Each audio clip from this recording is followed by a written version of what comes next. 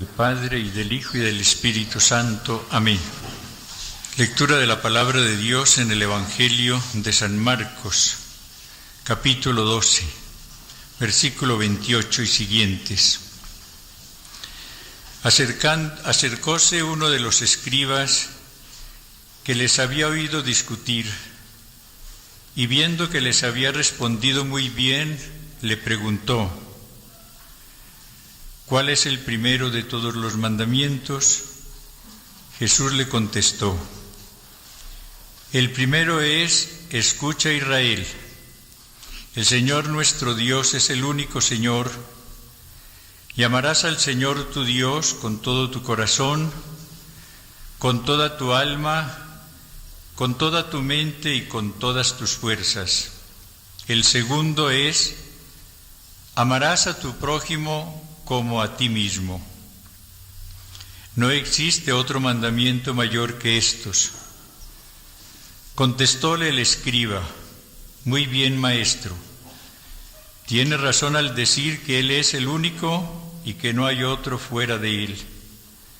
Y amarle con todo el corazón, con toda la inteligencia y con todas las fuerzas, y amar al prójimo como a sí mismo, vale más que todos los holocaustos y sacrificios.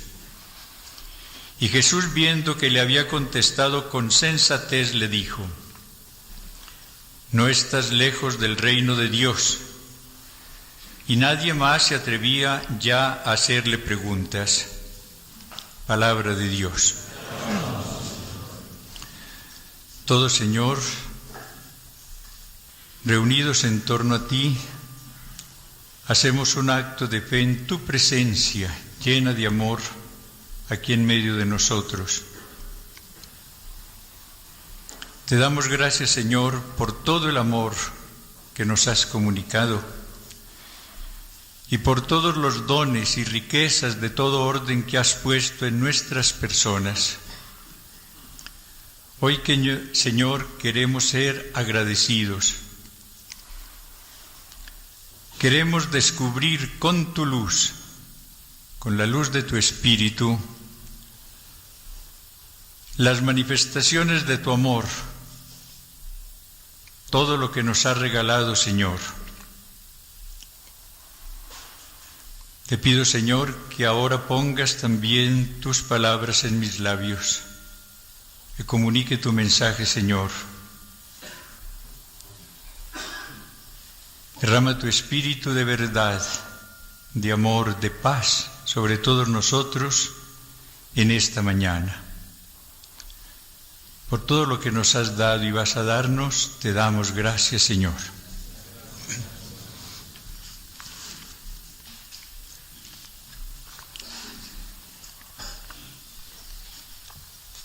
El tema de esta reflexión es amarnos y aceptarnos como fruto del amor del Espíritu Santo. No olvidemos que el tema central de este encuentro, el 7º Latinoamericano de Sacerdotes, es el fruto del Espíritu. A lo largo de los años anteriores hemos estado reflexionando sobre varios aspectos del Espíritu Santo. Dedicamos un encuentro a reflexionar sobre el poder del Espíritu. Hace 2 años nos detuvimos en esa riqueza de la oración en el Espíritu. El año pasado centramos nuestra reflexión en esa gran frase de San Pablo: vivir en el Espíritu. Siguiendo el orden, este año estamos reflexionando sobre el fruto del Espíritu, el amor, y todo lo que ese amor del Espíritu lleva consigo. Sabemos que en el árbol el fruto constituye la perfección. El árbol nace, crece, un buen día, de acuerdo con su naturaleza, se cubre de flores, pero esas flores caen desaparecen para dar después lugar al fruto. Y podemos decir que el árbol llega a la perfección cuando presenta un fruto maduro. Y es a través de la semilla que está en el interior de ese fruto como el árbol después podrá multiplicarse. En esta renovación espiritual, la obra del Espíritu en nosotros, tenemos que anhelar llegar a recibir los frutos del Espíritu, o el fruto del Espíritu, como en singular lo llama San Pablo en su carta a los Gálatas. Cada día me convenzo más, amadísimos sacerdotes y seminaristas, de aquella gran afirmación de Pablo VI. Para un mundo cada vez más secularizado, nada tan necesario como esta renovación que el Espíritu del Señor está suscitando en los medios y ambientes más diversos. Pero tengo que confesarles que crece mi preocupación al ver cómo en más de un lugar y en más de una vida se está perdiendo esta oportunidad de la renovación espiritual porque nos quedamos en lo superficial, porque nos quedamos en lo accesorio, porque nos quedamos en lo vistoso y no vamos profundizando en esa apertura a la presencia y a la acción del Espíritu. Podemos cometer el error de quedarnos en lo carismático, sin que esos carismas lleguen a producir en nosotros el fruto del Espíritu. En más de un lugar la renovación está en crisis, en otras pudiéramos decir ha fracasado por esto, porque todo se limitó a cosas externas o a determinados carismas vistosos y no se entró en la comunicación profunda con el Señor. La renovación esencialmente es una apertura generosa al poder del Espíritu, para con ese poder convertirnos en testigos de Jesús resucitado. Es algo maravilloso, lo que el mundo necesita. Ojalá que en estos días nosotros veamos claro y pidamos al Espíritu del Señor que venga a actuar intensamente en nosotros para que vaya apareciendo en nuestras vidas su fruto, el amor en todas sus manifestaciones.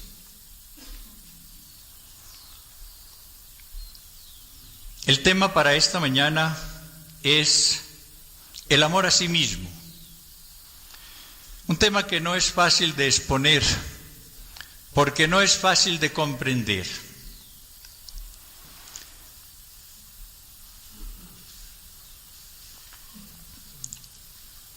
Recuerdo que hace unos años apenas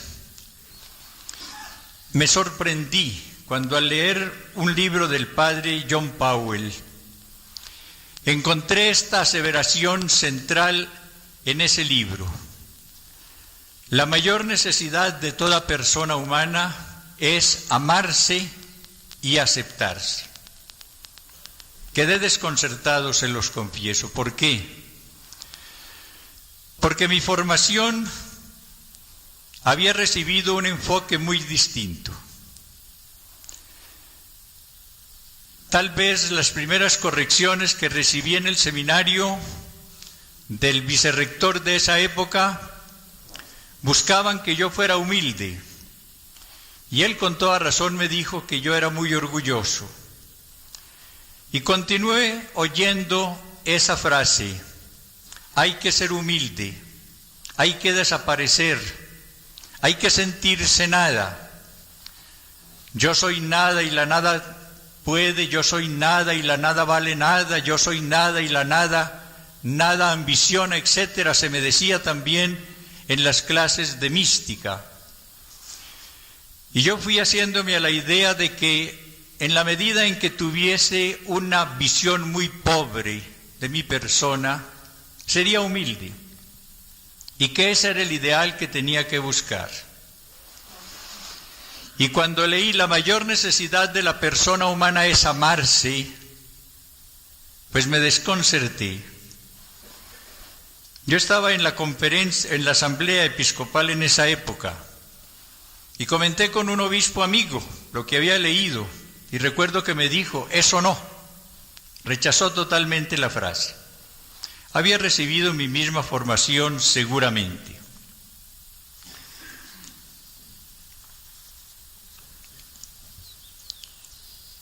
Generalmente nosotros, por lo menos me refiero a varios de los que estamos aquí, crecimos con la idea de que amarse era lo mismo que orgullo. Y son dos cosas totalmente diferentes, totalmente opuestas. Yo creo que si vemos esta diferencia, empezaremos ya a aceptar por lo menos el tema. La mayor necesidad de nuestra vida es amarnos y aceptarnos. Amarse es aceptar, descubrir en su persona los dones de Dios para alabarlo. Eso no es orgullo. Orgullo es buscar su vanagloria y no la de Dios. Jesús, modelo de todas las virtudes, se amó a sí mismo porque descubrió todo lo que el Espíritu del Señor había puesto en él, y por eso un día dice unas palabras que pueden también desconcertarnos: aprended de mí que soy manso y humilde de corazón. Él descubrió en él la mansedumbre que había puesto el Espíritu, descubrió en él la humildad, y por eso con toda sencillez dice, aprendan de mí a ser manso y humilde de corazón. Él nunca creyó que fuera un orgulloso. Pero ese Jesús, el humilde, el que se ama a sí mismo, dice, yo no busco mi gloria, sino la gloria del que me ha enviado. Habría sido orgulloso si hubiese buscado una vanagloria y no hubiese buscado siempre la gloria de su Padre. Recordemos que el lema de su vida fue ego honorifico patrem, honro al Padre. Un programa maravilloso para cualquiera de nosotros. El orgulloso sufre si no ocupa el primer lugar. El que se ama está feliz en cualquier lugar. El orgulloso está envidiando a los demás. El que se ama está feliz, como el Señor lo hizo. No se cambia por nadie. El orgulloso nunca es feliz porque no se da. El orgulloso quiere solamente recibir honores, cada día ser más, pero delante de los demás. El que ama es feliz. ¿Por qué? Porque ese sí se da. Y recordemos las palabras del Señor que conocemos por San Pablo, las únicas que no están en el Evangelio. Hay más alegría en dar que en recibir. El orgulloso es ciego y tiene una falsa visión de la realidad. No admite los defectos. El que se ama va descubriendo todo lo positivo que el Señor ha puesto en él y acepta en paz sus defectos. El orgulloso se odia y odia. El que se ama es por lo mismo capaz de amar. Recordemos que Santa Teresa, entre todas sus maravillosas afirmaciones, nos dijo un día que había oído del Señor por qué amaba Él tanto la humildad, porque la humildad es la verdad.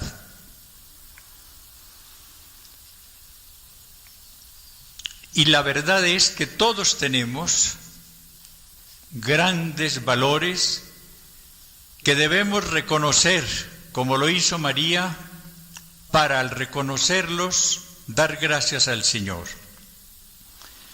La persona más humilde después de Jesús ha sido María.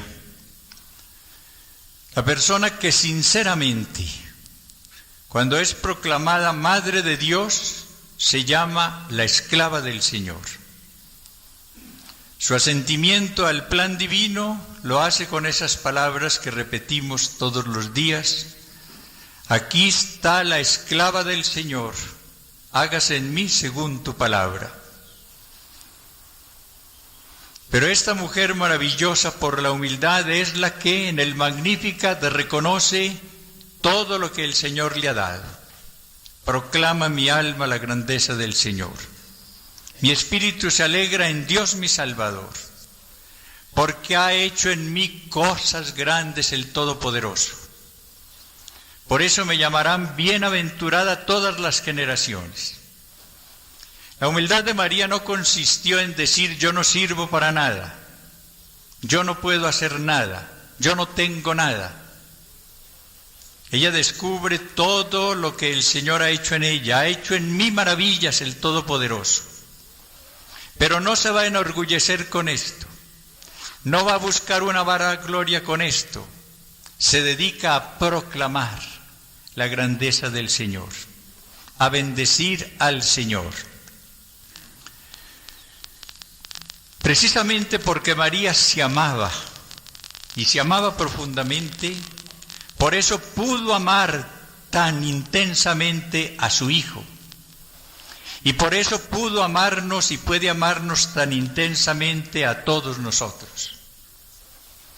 Y el gran secreto, ¿por qué Jesús nos amó hasta la muerte y muerte de cruz? ¿Por qué nos amó hasta el fin, hasta el exceso, hasta el último límite? Es ese también. Con el amor del Espíritu se amaba a sí mismo. Porque no olvidemos este enfoque. Cuando hablamos de amarnos de una manera profunda, se trata de amarnos con el amor del Espíritu. La única fuente del amor es el Espíritu Santo, el amor en la Trinidad y el que derrama el amor en nuestros corazones. Cuando se trate de amor de una persona a Dios, del amor de una persona al prójimo, del amor de una persona a sí mismo, se trata del amor que recibe del Espíritu Santo, la fuente del amor. Si perdemos este enfoque, yo creo que nunca llegaremos a comprender esta realidad y esta necesidad. La realidad de los que aman porque se aman primero, y la necesidad que tenemos de amarnos para poder amar a los demás. El precepto del amor que nos dio el Señor es amar al prójimo como a nosotros mismos. Y yo creo que tal vez nunca o pocas veces nos hemos dedicado a pensar en esa realidad. Yo necesito amar al prójimo como a mí mismo. Ayer hacía el Padre Carlos el enfoque, que es válido, mediante el cual yo generalmente me pongo como centro en mi vida. Y entonces al amar al prójimo, debo poner al prójimo como centro en mi vida. Pero aquí se trata de algo más profundo, es de tener un verdadero amor a su propia persona, el amor del Espíritu. Para poder entonces amar al prójimo como yo me amo, no con un amor falso, no con un amor que es orgullo o es egoísmo, con el auténtico amor del Espíritu. Y uno se sorprende cómo estas palabras del Señor, las que leímos al principio, que abarca toda la perfección del amor, amar primero a Dios con todo el corazón, con todo el alma y con todas las fuerzas, y amar al prójimo como a sí mismo, estaban ya en el Levítico. Palabras amar al prójimo como a sí mismo no las dijo el Señor por primera vez.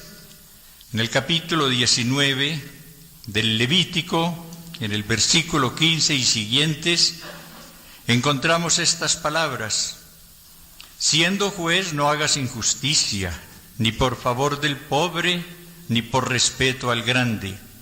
Con justicia juzgarás a tu prójimo. No andes difamando entre los tuyos. No demandes contra la vida de tu prójimo. Yo Yahvé. No odies en tu corazón a tu hermano, pero corrige a tu prójimo para que no te cargues con pecado por su causa. No te vengarás ni guardarás rencor contra los hijos de tu pueblo. Amarás a tu prójimo como a ti mismo. Yo Yahvé. O sea, que hace muchos siglos ya el Espíritu del Señor inspiró esta gran verdad: amarás al prójimo como a ti mismo. La gran necesidad que ahora en esta época están descubriendo los psicólogos. Qué sabia, qué rica es la palabra del Señor.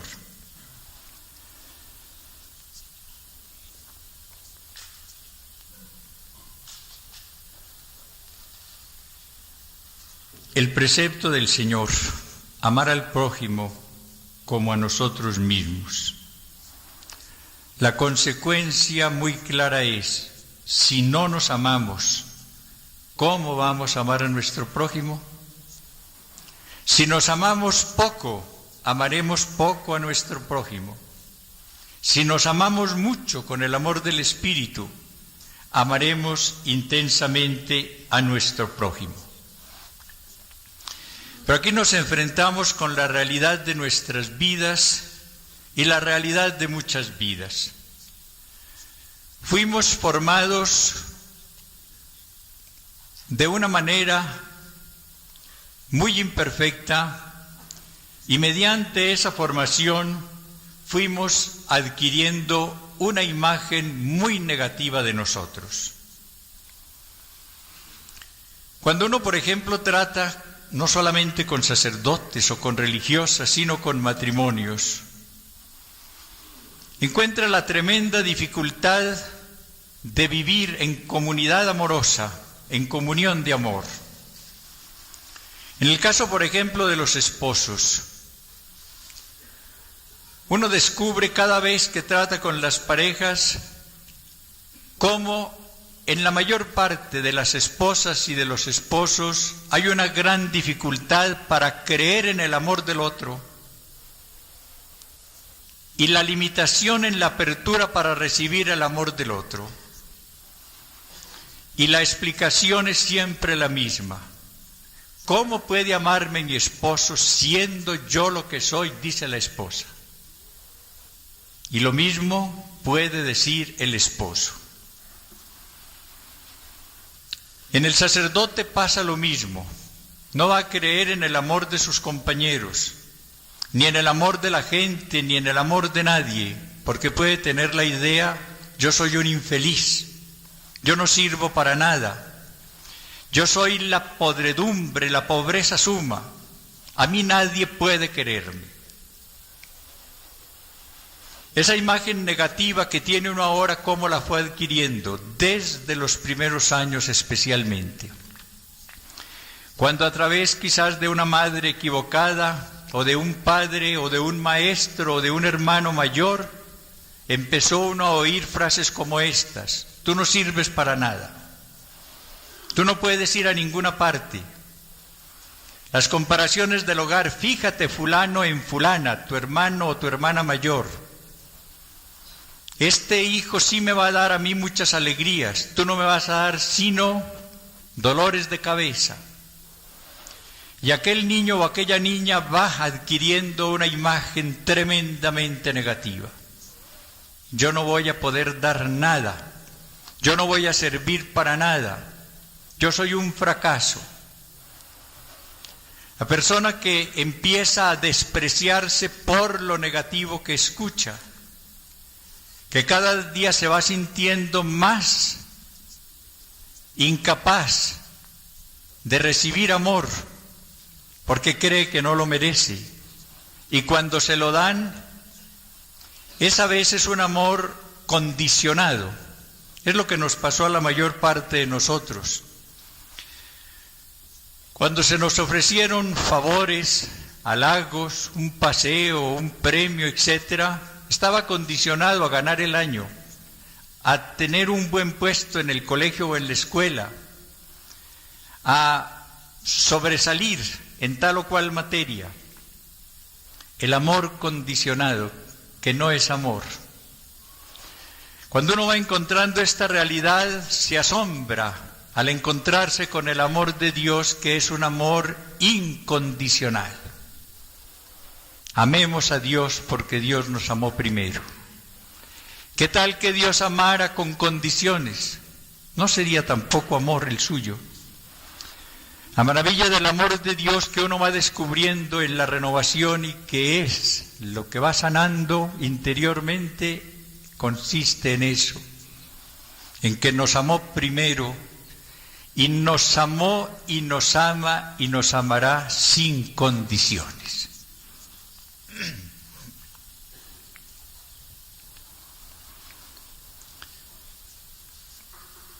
El padre de Grandis, que tiene un estudio muy interesante sobre este punto, trae 3 elementos que son los que van formando la imagen negativa en nosotros.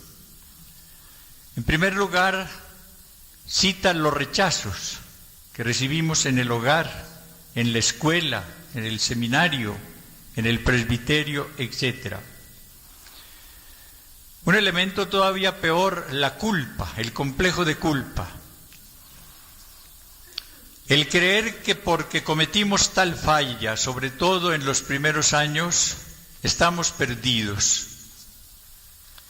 El sentirnos con un complejo que cada día nos va dando la inseguridad en el perdón del Señor, y el creer que por esa culpa nosotros merecemos todos los castigos. Porque cuando nos sentimos con una imagen negativa delante del Señor por la culpa, con mayor razón la sentimos delante de las personas. Y luego algo que es tremendo, el perfeccionismo. Muchos fuimos formados en esa escuela del perfeccionismo, teníamos que hacerlo todo de la manera más perfecta. Como el ser humano es tan limitado, vamos sintiendo a lo largo de la vida la sensación de frustración, porque no vamos alcanzando esa perfección que se nos trazó como meta y que equivocadamente creímos que podíamos conseguir con nuestro solo esfuerzo. Para mí uno de los grandes secretos de la renovación de sus grandes riquezas consiste en descubrir uno con la verdad las palabras del Señor: sin mí nada podéis hacer, para abrirnos entonces al poder del Espíritu. Ya no es la persona la que va a realizar tal objetivo de perfección, no, ella nada puede. Es la persona abierta humildemente al poder del Espíritu en el cual cree, la que va recibiendo entonces ese cambio que el Espíritu del Señor va realizando en ella. Hemos insistido muchas veces cómo la autenticidad de la renovación se manifiesta en el cambio que se va operando en la persona. El cambio en sus criterios, el cambio en sus actitudes, el cambio en su vida. Pentecostés fue el gran cambio. En la mentalidad de unos apóstoles que hasta ese momento estaban pensando en el reino temporal y que desde esa hora empezaron a pensar en el reino de Dios.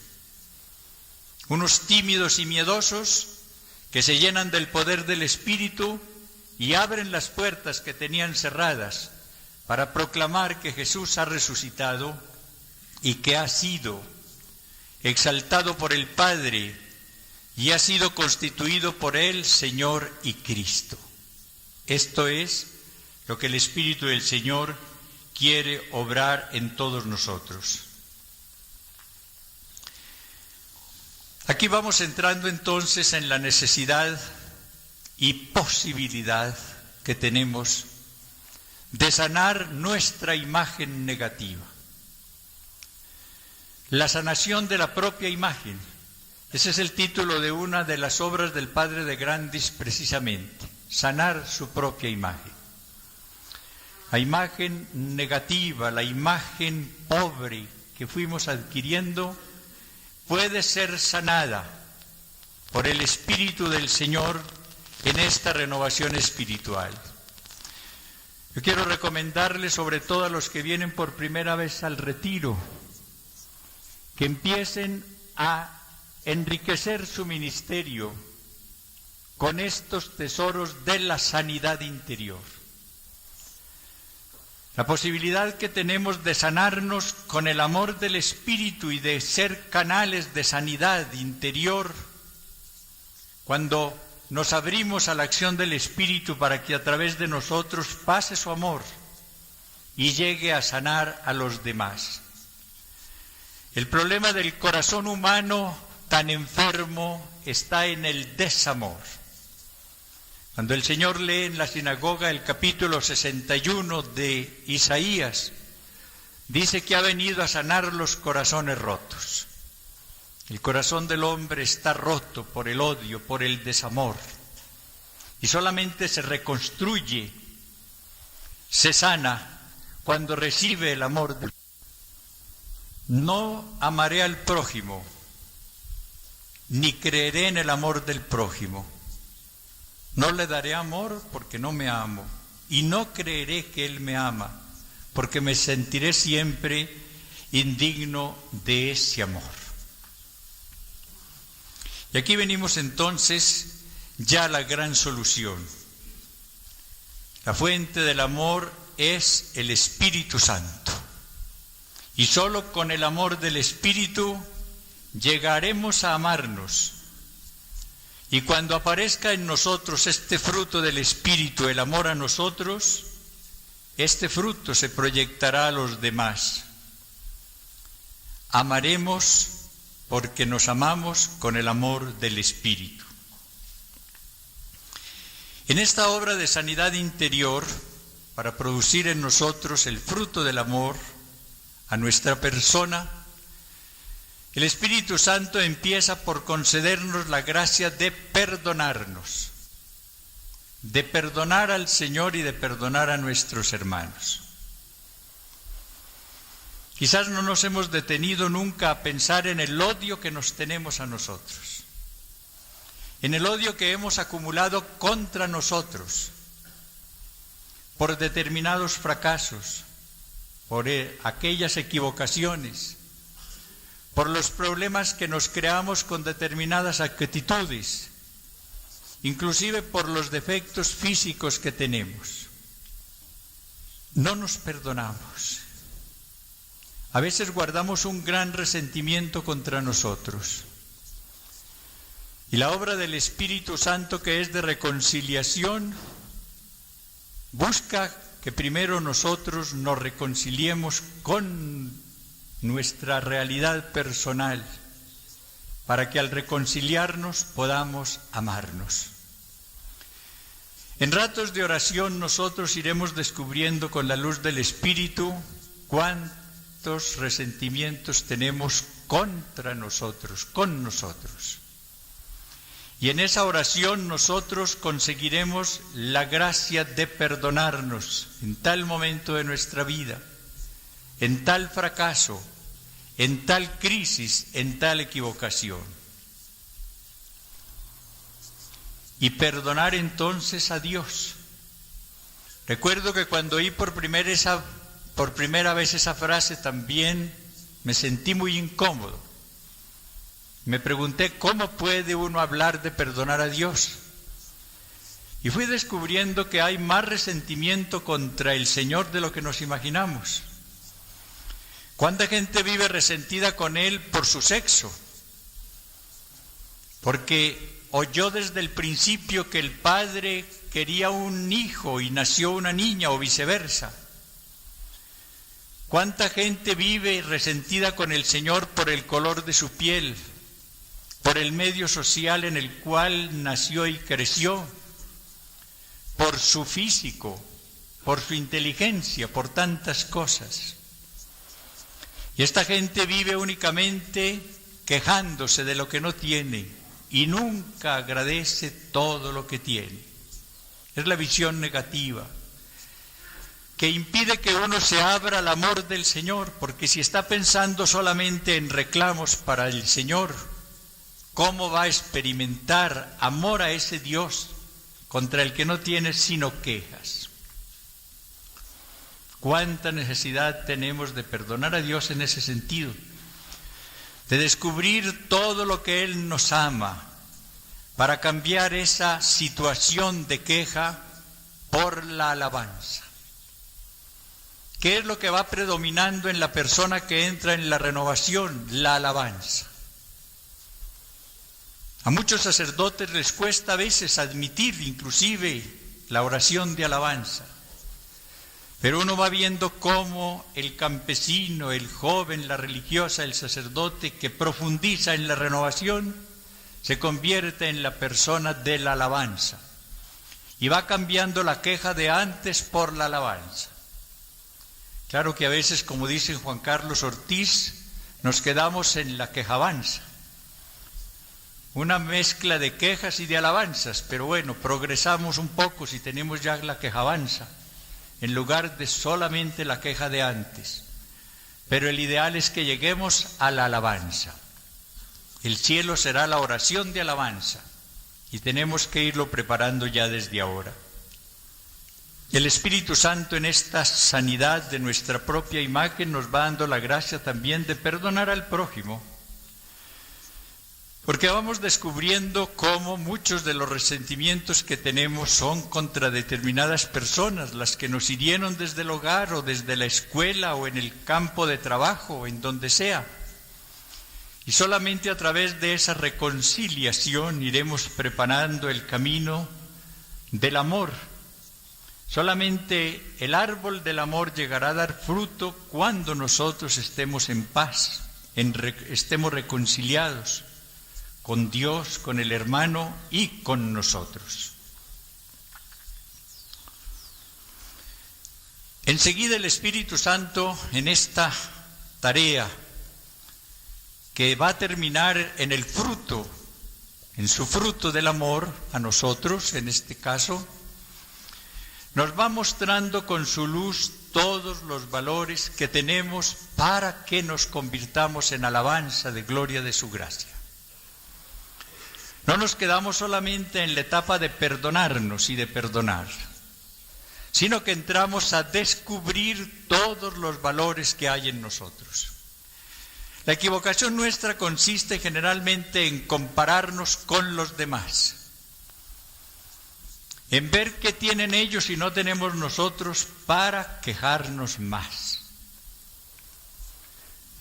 La realidad es que Dios no se repite, no olvidemos esto, que en cada persona el Señor hace una obra maestra que no repetirá.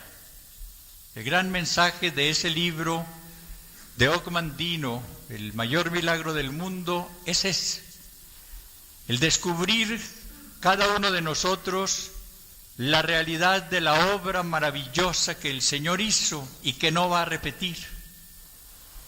El Señor hace en cada persona humana una obra maestra y rompe el molde. Nunca repetirá dos seres humanos. El Señor hace una obra maravillosa en cada ser humano y se siente feliz con lo que hizo en cada persona. Pero esa persona, las más de las veces, está descontenta. Yo no tengo la inteligencia de fulano, no tengo la facilidad de expresión de sutano, yo no tengo el éxito en el trato con los demás de perencejo, ¿no? ¿Qué no tengo? Si nos damos a la tarea de descubrir con la luz del Espíritu, y esa luz nos llega también a través de las personas, de muchos medios, los valores que el Señor ha puesto en nosotros, la imagen irá cambiando. Y en lugar de ese desprecio que antes experimentábamos por nosotros, iremos empezando a recitar como María su Magnífica. Mi alma glorifica al Señor, porque ha hecho en mí cosas grandes. Y nos dedicaremos a proclamar, a ensalzar, a glorificar al Señor, a pronunciar nuestro propio Magnificat, auténtico, sincero, salido del corazón. El momento rico en la vida de una persona es cuando ella sinceramente dice: no me cambio por nadie. Y no debemos cambiarnos por nadie. Somos la obra del Señor, la obra maestra del Señor, que no repetirá. Y lo que tengo que buscar es, bajo la acción del Espíritu, conseguir que esa obra se perfeccione y que no se desfigure. Y viene un punto que es muy importante: el Espíritu del Señor, que nos da primero la gracia de perdonarnos, de perdonar, y que nos va mostrando la riqueza de su amor en nuestras vidas para que lo alabemos. Nos da también la gracia de aceptar con paz nuestras limitaciones. Por eso, en ese enfoque del Padre Powell están las dos cosas. La mayor necesidad de la persona humana es amarse y aceptarse. Porque todos tenemos limitaciones, todos tenemos defectos físicos, morales, de una clase o de otra. Y el Espíritu del Señor, que en ese fruto del amor incluye siempre la paz y el gozo, porque ese fruto del amor es de una riqueza que pudiéramos decir infinita, nos da la gracia de aceptar con paz y ojalá hasta con amor más tarde nuestras limitaciones. Entonces llevaremos ya con serenidad tal defecto físico, que a veces es el más perceptible, claro está, y que a veces nos golpea más fuertemente, o defectos morales, deficiencias, etcétera. Aceptar nuestra realidad.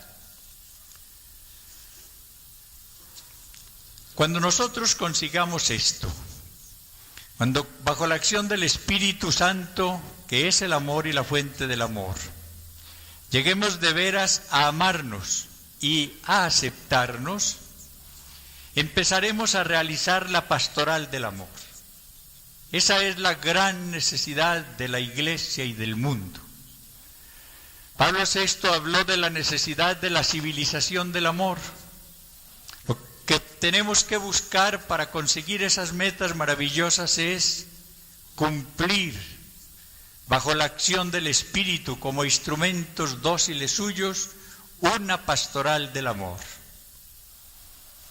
Llevarle a las personas este mensaje, la apertura al amor del Espíritu, para que todos con ese amor nos amemos. Amemos después al prójimo como a nosotros mismos y seamos entonces totalmente abiertos al amor del Señor.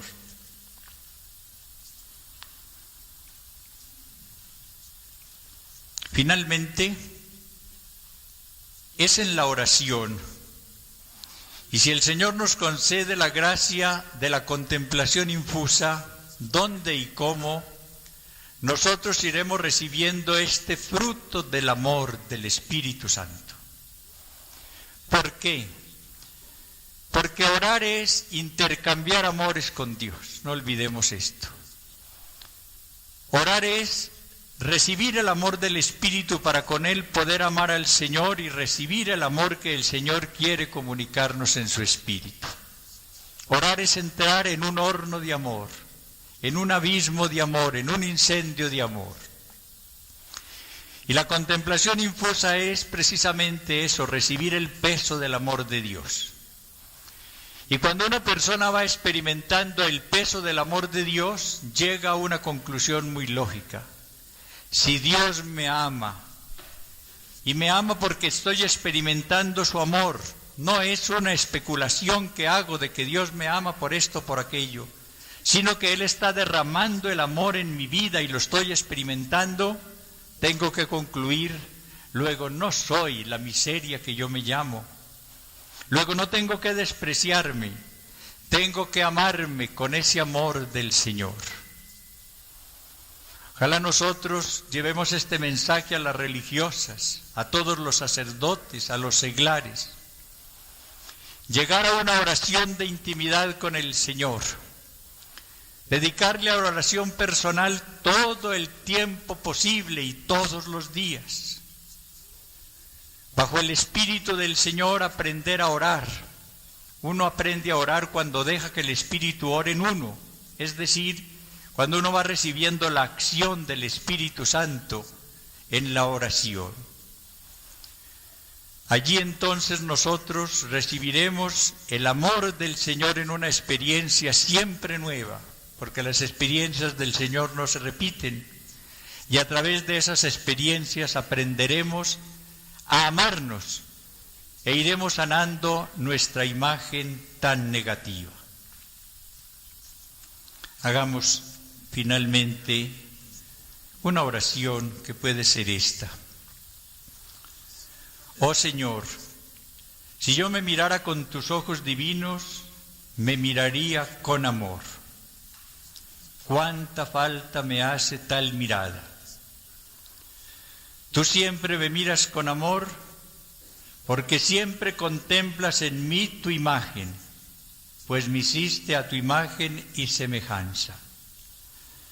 Tú siempre ves tu imagen en mí, mientras yo no la contemplo generalmente. Señor, he deformado tu imagen en mí, pero tú puedes, si quieres, restaurarla.